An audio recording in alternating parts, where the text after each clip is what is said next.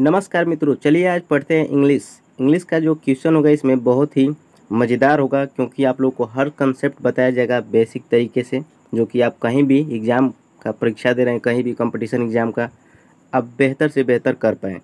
तो पहला प्रश्न है, हु वाज खाली स्थान फर्स्ट प्रेसिडेंट ऑफ इंडिया। यहाँ पे कौन सा फिल इन द ब्लैंक भर दें कि वो करेक्ट हो जाए, कौन सा इस ऑप्शन में से भर दें।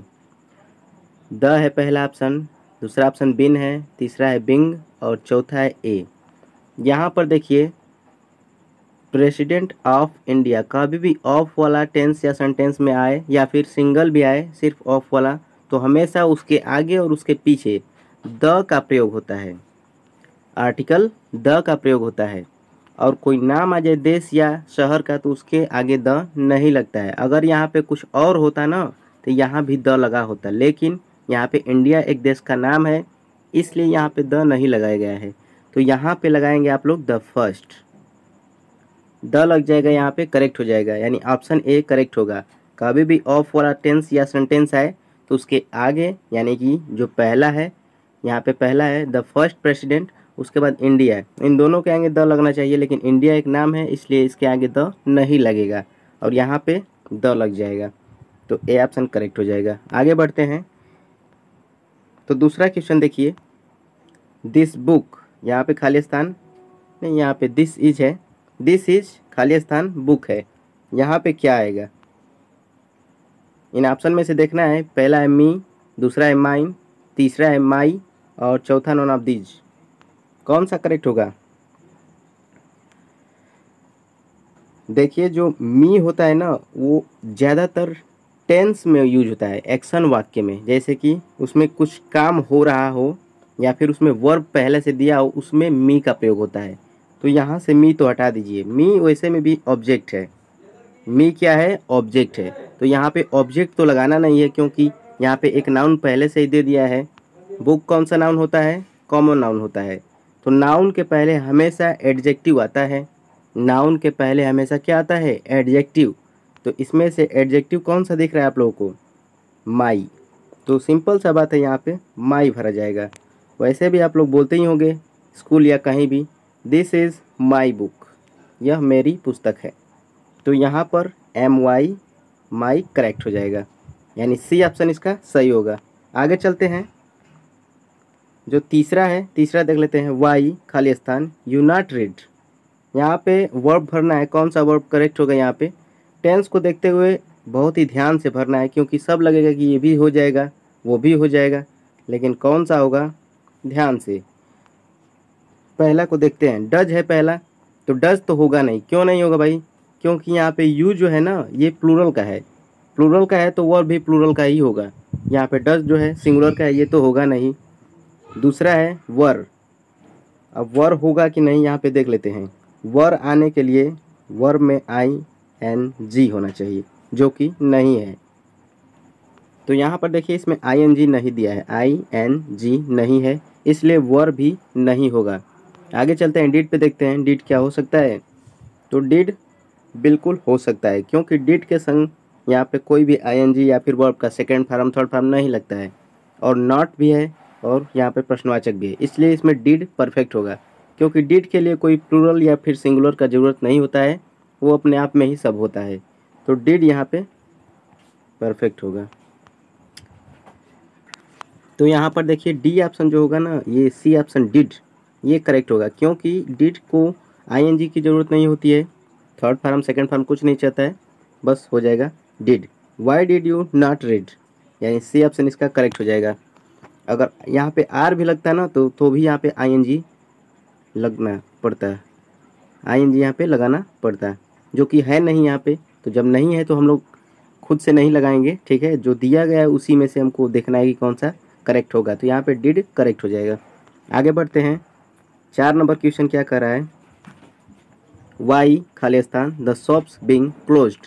यहाँ पर देखिए जो बीइंग आता है ना, बीइंग हमेशा पैसिव से एक्टिव वाइस में प्रयोग होता है, एक्टिव से पैसिव जब बनाते हैं तब प्रयोग होता है।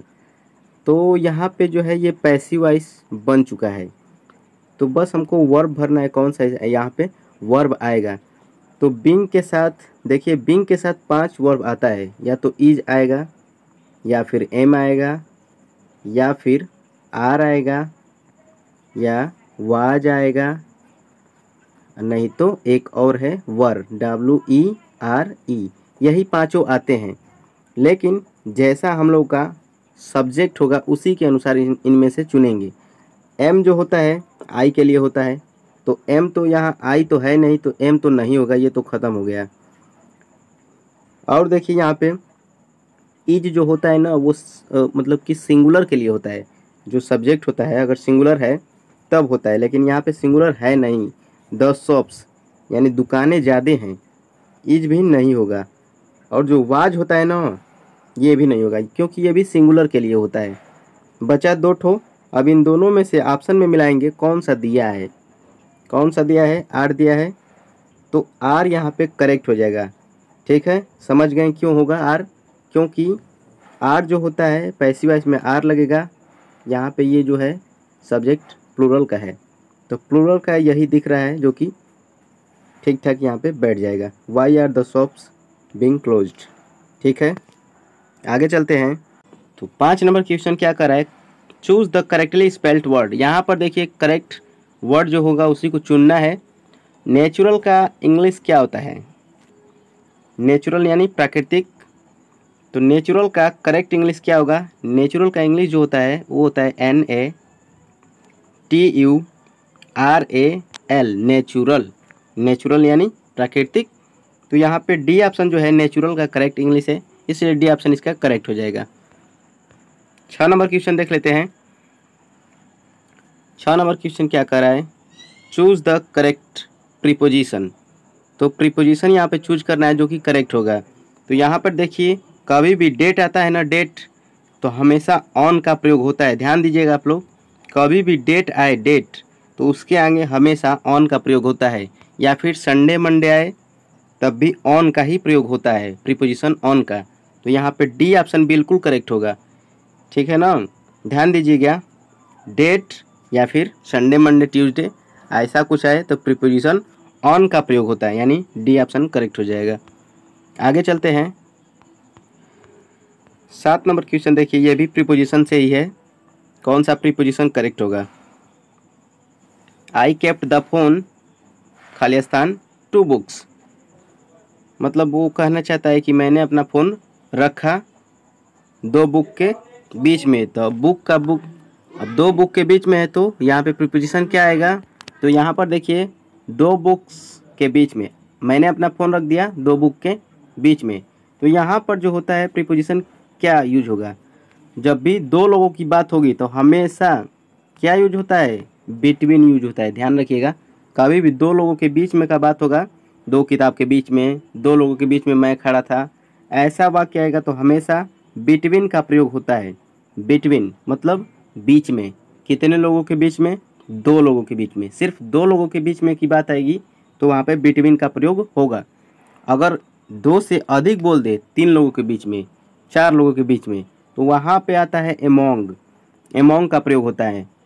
अगर भीड़ में बोल दे, गिनती ना पता हो कि कितने लोगों के बीच में, सिर्फ भीड़ में, तो वहाँ पे आता है एमोंगेस्ट।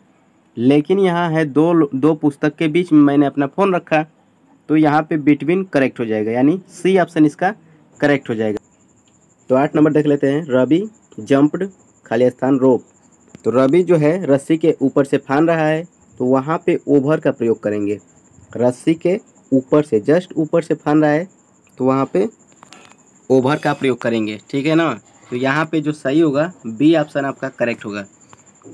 ठीक है, एबोव जो होता है ना वो पैसे से ऊपर है। जैसे कि अब्स्ट्रैक्ट नाउन जैसा भाव कुछ आता है, जो प्यार होता है पैसे से नीचे होता है तो वहाँ पे बिलो लगता है। प्यार जो होता है पैसे से ऊपर होता है तो वहाँ पे एबोव लगता है। वैसे वैसे भाव में एबोव लगता है। लेकिन अगर कोई काम जैसे रस्सी से कूद रहा है, हाथी के ऊपर कूदेगा तो ओवर वहाँ पे लगेगा, ओवर का प्रयोग होगा। तो यहाँ पे जो होगा बी ऑप्शन करेक्ट होगा।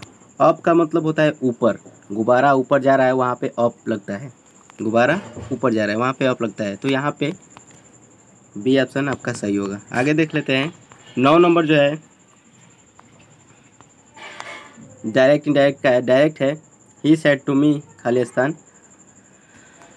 He said to me comma है inverted comma, do you know me, do you know me. देखिए यहाँ पे इंट्रोगेटिव दिया है, ये जो टेंस है ये इंट्रोगेटिव में दे दिया है। तो इंट्रोगेटिव में जब भी देगा तो सैड टू के स्थान पे क्या लगता है, आस्क्ड लगता है। ध्यान दीजिएगा, सैड टू के स्थान पे आस्क्ड लगता है। और ये जो होता है कामा इन्वर्टेड कामा के स्थान पे इफ़ का प्रयोग होता है, इफ़ का प्रयोग होता है। तो यहाँ पर इसी को मिलाएंगे, देखेंगे कौन सा इसमें से करेक्ट है। पहला देखिए ही सेड टू के स्थान पे आस्क्ड, उसके बाद मी का मी लिख दिया है, उसके बाद कामा इन्वर्टेड कामा के स्थान पे इफ़ लिखा है। बहुत बढ़िया, ये तो अच्छा जा रहा है, ठीक है। अब यू जो है ये सेकंड पर्सन का है, यस ओ एन जो होता है ना उसमें से ये ओ का है, ओ में सिर्फ यू ही आता ही है। तो यू जो होगा वो चेंज होगा ऑब्जेक्ट को देखते हुए। तो इसका ऑब्जेक्ट कौन सा है, मी है। तो मी का सब्जेक्टिव केस क्या होता है, आई होता है, तो आई लग जाएगा। उसके बाद देखिए यहाँ पे नो का सेकंड फॉर्म लगा दिया है न्यू, न्यू को लगा, न्यू क्यों लगा है यहाँ पे, ध्यान दीजिए थोड़ा सा। ये जो टेंस है पूरा ये है प्रेजेंट इंडेफिनिट का, चेंज होगा पास्ट इंडेफिनिट में, लेकिन ये हो गया सिंपल, ठीक है। जब डायरेक्ट इनडायरेक्ट चेंज करेंगे तो ये सिंपल में बनेगा, यहाँ पे इंट्रोगेटिव में था, यहाँ पे सिंपल होगा। तो सिंपल होगा तो यहाँ पे पास्ट इंडेफिनिट में जो होता है सेकेंड फॉर्म लगता है, इसलिए यहाँ पे न्यू लगा दिया गया है, मी, मी का मी हो गया, ठीक है। यानी ए ऑप्शन इसका करेक्ट हो जाएगा। बाकी सब में देखेंगे तो कुछ ना कुछ मिस्टेक है। यहाँ पर देखिए यू हो गया है, यू होगा नहीं, दैट भी नहीं होगा, और यहाँ पर देखिए टोल्ड हो गया है। कुछ ना कुछ मिस्टेक ज़रूरी होगा, और इसमें कुछ नहीं मिस्टेक था, इसलिए ये ए ऑप्शन इसका बिल्कुल करेक्ट हो गया। तो चलिए आगे बढ़ते हैं। तब 10 नंबर क्वेश्चन देख लेते हैं। ये भी देखिए डायरेक्ट इनडायरेक्ट का ही है, ध्यान दीजिएगा थोड़ा सा, ये इम्पेरेटिव का है, ठीक है। तो इसको बढ़िया से आप लोग समझिए। डायरेक्ट है बॉस सैड कामा इंटरटेड कामा फॉलो मी, यहाँ पे जो उसका बॉस है किसी का वो कर रहा है फॉलो मी। तो यहाँ पे कभी भी बॉस जो होगा वो क्या करेगा, एडवाइस करेगा, एडवाइस देगा कि रिक्वेस्ट करेगा कि ऑर्डर देगा। आप लोग खुद से समझ गए होंगे कि बॉस जो होता है वो जो ऑफिसर जो होता है ना, स्टाफ होता है जो किसी भी कंपनी का, उसका जो बॉस होता है वो हमेशा ऑर्डर देता है, रिक्वेस्ट नहीं करेगा कि प्लीज़ फॉलो मी, ऐसा नहीं बोलेगा। वो लाउडली आवाज़ में बोलेगा फॉलो मी ना, तो वहाँ पे ऑर्डर देगा। तो ऑर्डर वाला ही इसमें से सही होगा। तो रिक्वेस्ट को हटा दीजिए, एडवाइस को भी हटवा दीजिए, ये दोनों तो हट गया, बचा दो ठो। अब इन दोनों में कौन सा सही होगा, boss ordered to follow me. तो यहाँ पर देखिए जो ऑब्जेक्ट है ना वो मी नहीं होगा, जब इनडायरेक्ट चेंज करेंगे ना तो मी का हिम हो जाएगा। हिम क्यों होगा, क्योंकि यहाँ पे बॉस है। बॉस जो होता है वो एक आदमी है, पुरुष है, उसके लिए ही यूज होता है प्रोनाउन, और ही का जो ऑब्जेक्टिव होता है वो होता है हिम, इसलिए यहाँ पे हिम सही होगा। अगला क्वेश्चन देख लेते हैं। 11 नंबर एक्टिव है Rabina had to clean the room.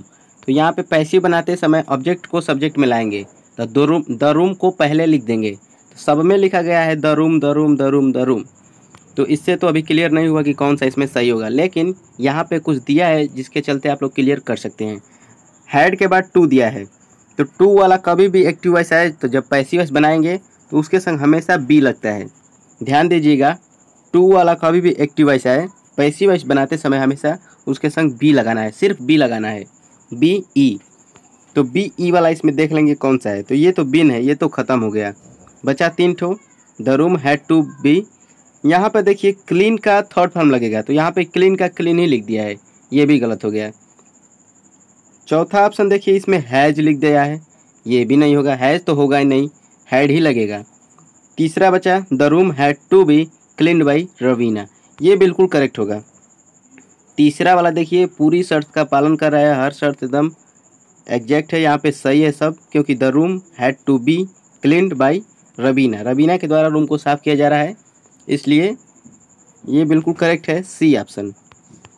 आगे बढ़ जाते हैं। 12 नंबर जो क्वेश्चन इसको देख लेते हैं। द बॉयज खाली स्थान रनिंग। अब बताइए आईएनजी लगता है तो वो किसके संग लगता है, ING लगता है 3 ठो इसमें ऑप्शन दिया गया है, वर, इज, एम, डू, 4 ठो है, जिसमें से डू तो होगा नहीं, क्योंकि डू के संग ING नहीं लगता है। तो यहाँ पे तो देखिए यहाँ पे ING जो होता है ना वो वर के संग भी लगता है, इज के संग भी और एम के संग भी, लेकिन यहाँ पे जो द बॉयज है ये है प्लूरल का सब्जेक्ट है। तो प्लूरल में वर का प्रयोग होता है, इज का भी नहीं होता है, एम तो आई के संग स्पेशली लगता है, और डू तो होगा नहीं, बचा वर, तो वर यहाँ पे करेक्ट हो जाएगा, यानी द बॉयज वर रनिंग, लड़के दौड़ रहे थे। आगे चलते हैं, 13 नंबर जो क्वेश्चन है इसको देख लेते हैं। Choose the correctly spelled word. Television का स्पेलिंग बताना है, सही स्पेलिंग क्या होगा टेलीविजन। तो टेलीविजन का स्पेलिंग जो होता है TELEVISION, यानी ऑप्शन नंबर डी आपका बिल्कुल करेक्ट होगा, टेलीविजन।